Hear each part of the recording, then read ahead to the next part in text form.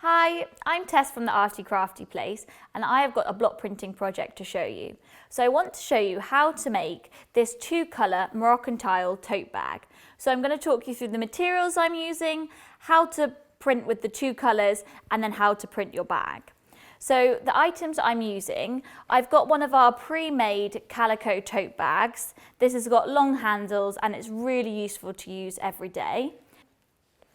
So I've got to my final print, and each of my prints has come out really well. Just remember when you're printing this design to always look ahead of your printing block, so you're looking straight down on it, making sure that you're getting it lined up perfectly, and then you can adjust it if you need to before you press it down.